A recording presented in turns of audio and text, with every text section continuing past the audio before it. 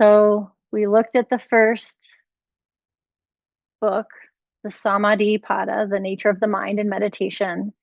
And now we're looking at the Sadhana Pada, the practices of yoga, so the 8 limbs. And then we won't be talking about Vibhuti Pada, the powers that arise from the deep practices, or Kavalya Pada, the liberation and transcendence that comes from all of the things. So Samadhi Pada, which is the getting to the bliss consciousness. And now we're looking at the practical things. So the first Pada summary is like, what is yoga and why the mind matters? The overriding theme of Pada 1 is that it's all about training the mind so that we can move from reactivity to clarity. The first chapter of the Yoga Sutras teaches us what yoga actually is and what's getting in the way of experiencing yoga. Because remember, yoga is a thing we do, but it's also the experience we have while we do the thing. It's like the thing and the experience at the same time. So the core arc will like summarize each like section of the first chapter. First pada is 1.1, yoga is now. And then the 1.2 is the stilling of the fluctuations of the mind.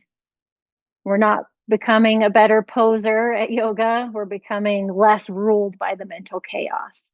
And that's what I'm hearing in all of your check-ins is like, I'm hearing you getting present to the chaos. Sometimes you're able to step out of the chaos.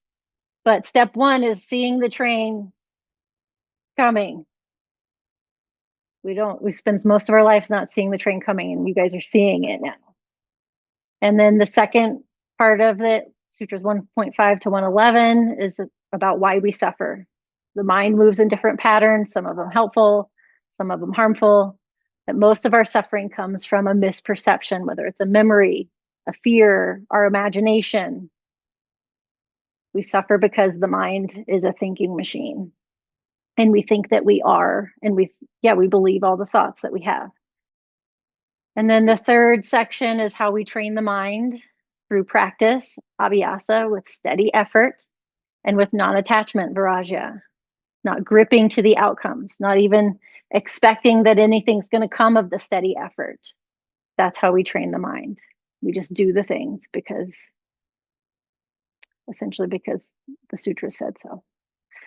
And then the fourth section in the first chapter was about what distracts us. The obstacles are doubt, fear, laziness, distraction, burnout, restlessness. And the remedy is one steady point of focus. And that's what we practice in meditation. That's what we practice in asana. Then the fifth section of the first chapter of the sutras are the tools that stabilize the mind. The breath helps stabilize the mind. Our attitude helps stabilize our mind. Our devotion helps stabilize the mind. Getting present to sensations helps stabilize the mind. A mantra. Katie, you talked about the Gayatri mantra playing on repeat. It seemed like that helps stabilize your mind. So there's multiple doorways. There's multiple access points to a stable mind. And then the sixth last section is what does mastery look like? It looks like once we've harnessed essentially the mind, we become focused, we become clear, we're undistorted, we're capable of insight, and eventually we're quiet beyond even the insight. We just are. Those were the levels of samadhi. And Pada 1 shows us the problem, the training, and the potential of the mind. It's more of a diagnostic with a few little tools. It's more like talking about the tools. And it's like promising something. And then Pada 2 is more of a how-to. So the second chapter is about changing how we live. So the first chapter is about understanding how the mind works, and chapter 2 is about changing how we live. Pada 1 is awareness, Pada 2 is application. This is where yoga shifts from philosophy, like something we're talking about, to daily practice. We shift from being the observer to being an active participant. We shift from insight to embodiment. Is that distinction making sense? We're moving out of our heads into actual action. So the first sutra of the second chapter is the practice of Kriya Yoga. And Kriya Yoga is a style of yoga, distinct from what we're talking about here. Like Ashtanga Yoga is a style of yoga, and Ashtanga Yoga also means 8 limbs of yoga. So it's kind of like, in the English language, we have words that mean multiple things. It's like that. So Tapas, Svadhyaya, Ishvara Pranidhana. This is Patanjali's 3-part prescription for reducing suffering. Tapas is wise effort. I can never say tapas to people without being like, not Spanish small plates. Wise effort. It's the heat that's created from effort. The heat that's created from showing up consistently. It could be translated like tapas might look like keeping boundaries. Tapas might look like staying in the uncomfortable growth zone. Isaac, resists when things are hard, when he's learning something new. I'm like, you're in that window of growth. You're in that space of learning something new. It makes sense that it's hard and it makes sense that it's uncomfortable, but it's worth it. It might look like following through. We talked about tapas last weekend together, right? In the Deborah Dell book. Yeah. I'm like, we just talked about this too. Yeah, staying in the uncomfortable place, following through, getting to the other side, getting to the blessing. Svadhyaya, self-study, is the second of this prescription for reducing suffering. Self-study, curious self-inquiry, asking without judgment. I should have all caps, without judgment. Why did I react that way? What pattern is running me? What story am I believing? Different than why did I react that way? What's wrong with me? Not that kind of svadhyaya. That's not svadhyaya. That's just ego. So this is where we can see the ego show up, and then we can also choose to see it and then choose a different path. We can see it and then surrender. Ishvara Pranidhana. So letting go of the illusion of control, offering effort without attachment to the outcome. Back to what we talked about in the first chapter, the doing the work consistently without attachment to an outcome. So doing it, noticing, learning things about ourselves in the process, and then letting go of attachment, letting go of the idea that we have control. I'll do my part and release the rest. Yeah, that's the thing. It's like with so many things to do, it's like, I will do what I can and then let go of what I can't. Right effort, right inquiry, and right release. Those 3 make sense? Okay. Sutra 2.2, why we do this work. The purpose of Kriya Yoga, practice wise the effort, self-study, and surrender is twofold. To cultivate deep meditative absorption or samadhi, that bliss state, and to weaken or lessen the mental obstacles or kleshas that cause suffering, paving the way for clarity and spiritual progress. So we do these practices, we do the effort, we do the reflection, and we let go so that we can get into a meditative state and let go and remove the veils. Kriya Yoga is practiced for reducing suffering, weakening the causes of suffering, and preparing the mind for deeper meditation. So we're not doing it to be impressive, although Mary, if you get to a point where you're like, I have 375 days of meditation, we're not doing it for that. We're doing it so that we suffer less, so that we can experience samadhi. But Insight Timer is really doing a good job of giving us that cookie. Ding, ding, ding. We aren't trying to eliminate the ego. This is why I have to remind you of this. We're trying to stop letting it run the whole show. The ego's not going anywhere. Brandy's not going anywhere. Otherwise, I would be dead and I wouldn't get to experience and practice being in bliss amidst this human experience. We need the ego. We just don't need it to drive the car.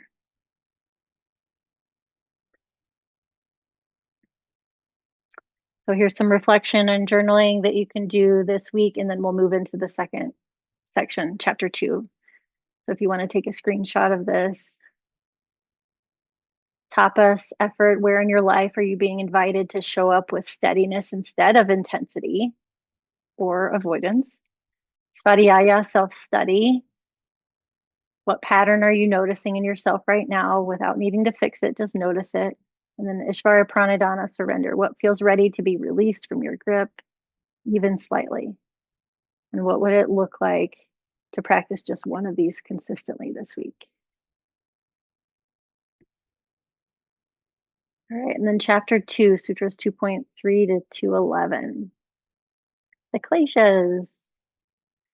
So I think of them like veils because that's how people talk about them, but I also think of them like those sunglasses that flip up and down. And it's like the more, like imagining the more sunglass things that we flip, the more darker it's going to be and we can't see as much. And so like, let's just remove the flips so we can see clearly. The kleshas are mental afflictions that cloud our perception and keep us stuck.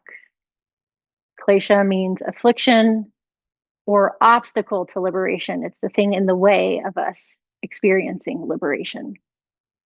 They distort perception and they cause suffering. And according to Patanjali, there are 5 main kleshas. They are mental, emotional patterns that cloud our inner clarity. Clear? All right. Ignorance. So avidya.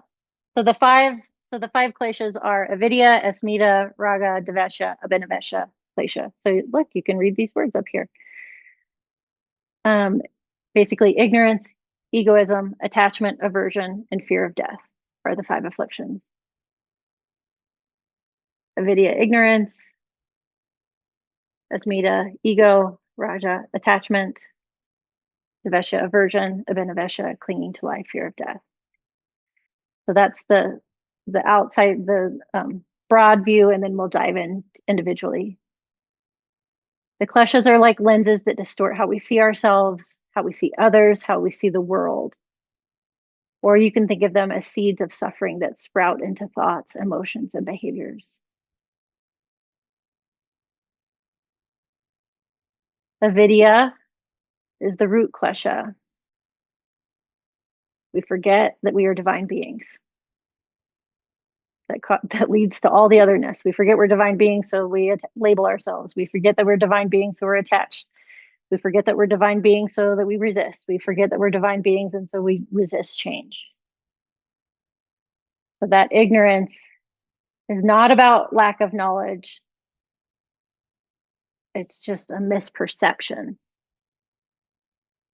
It's not about knowing more. It's actually about maybe even unlearning, like unlearning our ego, unlearning our attachments. So mistaking the impermanent for the permanent, the impure for the pure, the painful for the pleasurable, and the not self for the self. When we don't see clearly, we suffer. When I think I'm limited by time, I suffer. And I think yeah. Sutra 2.3 is still about avidya, so the same klesha. Ignorance is seeing the impermanent as permanent, the impure as pure, the painful as pleasant, and the non-self as self. It's misidentification. This misidentification causes confusion between what is real and what is not. There's a Trevor Hall song. Any Trevor Hall fans here? We move from the unreal to the real. Oh, it's really pretty. Jamie, if you want a side quest, find that Trevor Hall song, moving from the unreal to the real. Examples, thinking material success equals happiness. That's a misidentification. Believing our emotions are facts. That's a misidentification. Mistaking our roles as mother, teacher, partner for who we are. That's a misidentification. The forgetting.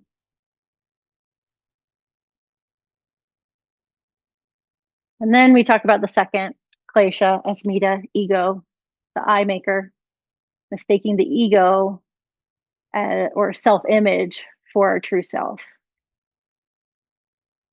Over identifying with our roles, our achievements, and or even our failures. I am my job. I am my status. I am my yoga practice. The ego says, I am the doer. The true self says, I am the witness. All those labels, anything that comes after I am.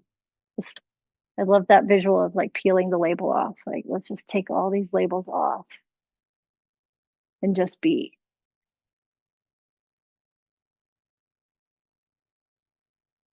I'm going to sidetrack for a moment. Next Sunday will be a year since my brother died. And like just thinking about that label of like Billy's sister. And like when I'm in that state of like, I am Billy's sister, or I was Billy's sister, or Billy was my brother, there's suffering. But when I peel that label off and I just am, and I remember that I'm a divine being, he's a divine being, and that we're connected in so many ways, even more so now, then I don't feel suffering. I feel gratitude for that connection that exists outside of the label. Does that make sense? But when I get attached to the label of like, last time I talked to him or last, it's like, then I'm suddenly back in the experience of suffering. And not to resist the sadness. Again, there's that too, like resisting, not trying to resist it, but just be present to it. Yeah, the label, the name tag, take the name tags off. And then the third klesha, Raga, attachment. Yeah, we all get this one. This one seems pretty clear. All the things we're attached to. Cling to people, we cling to experiences, things that brought us pleasure, even when they no longer serve us. We get to that place beyond it tasting good. Wanting to repeat pleasurable experiences, avoiding change. I need to feel okay. There was something, my sister-in-law, actually Billy's wife, that she posted online last week that was like, a craving isn't a command. I had not heard that before, and it was amazing. Like, just because I'm craving ice cream isn't a command to have ice cream. Just because I'm craving a new outfit, that's not a command that I go buy a new outfit. But so many times it feels like I must have, like, my body is telling me, and it feels like a command. That's Raja. I need this to feel okay. And then the aversions also feels easy and relatable. Aversion is that which follows pain. We push away what caused discomfort, creating resistance and limiting growth. Last night, we got back to town from Texas last night, and it was 11 p.m. Texas time, and Vinny was still awake.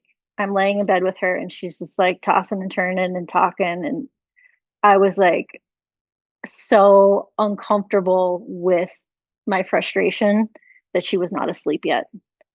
It makes sense that they wrote a kid's book. That's not really a kid's book. That's Go to the Fuck to Sleep. I don't know if somebody gave me that book when I was pregnant with Isaac. But I was like, oh, I am uncomfortable right now. I am wanting to fill this space with scrolling, but like that's not going to help her fall asleep. Like I was just so bored, and it was not what I wanted to be doing at 10 p.m. last night, which was 11 p.m., body time. And I was present to Dvesha, my aversion to what was happening. And then I was like, okay, I can use these tools. I'm going to focus on my breathing. I'm going to experience my breathing. I'm going to be present to her tossing and turning. I'm going to be present to the annoyance. And I think that's when she fell asleep.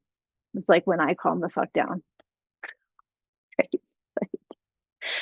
um, Dvesha, resistance, pushing away discomfort, unpleasant people, or pushing away failure. It can turn into bitterness, avoidance, or denial. It might sound like I never want to feel that again. And then the last one, Abhinavesha, fear of death. Clinging to life flows from its own momentum, even for the wise. This fear is so deeply rooted, it persists even in the enlightened. Fear of death or change, not just fear of dying, but fear of endings, transitions, and the unknown. What will I be without this? Yeah. Anybody relate to Abhinavesha? Fear of change, the fear of the unknown, transitions. Yeah. I also see that Isaac's teaching me this too, because he names it out loud. Like, I need to know what's going to happen. I need you to tell me what the plan is for today. I need to know. And it's like some things I can tell him the plan, and other things I got to be like, dude, you got to just be okay with seeing what happens. He's like, I can't, I don't like change. I love that you're so articulate, and I have to be I have to be comfortable with your discomfort. Yeah. So, yeah, the fear of change, the fear of not being in control.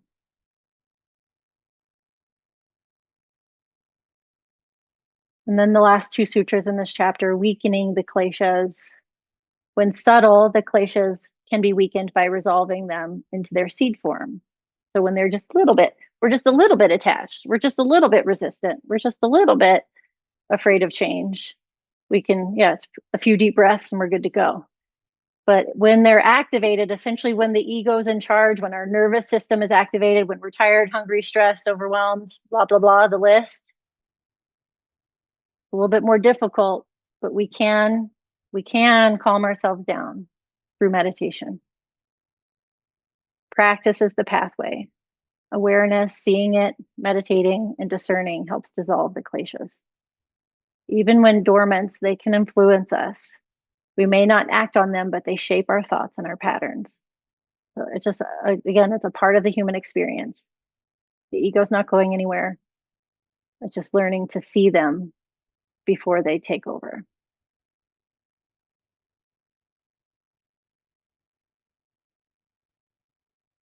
Why this matters, the kleshas, the patterns behind our patterns. Recognizing them allows us to stop reacting automatically, practice compassion for ourselves and others, and move from ego to essence. When we see clearly, we suffer less. All right. Any questions or thoughts on those? They make sense? Thanks for listening to my podcast on the kleshas. All right. Curious where you notice them in your life in this coming week, and the rest of your life. If you just name it, see it. Oh, I'm being attached right now. Oh, I'm resisting right now. Oh, I'm grasping right now. Look at that label. I peel it off. I'm a divine being. They're a divine being. Just forgot. So, yay. Thank you all for being a part of this. I love talking about it. I love being reminded. And again, shows up every day for me, all day. And then it's just naming it and then breathing and shifting.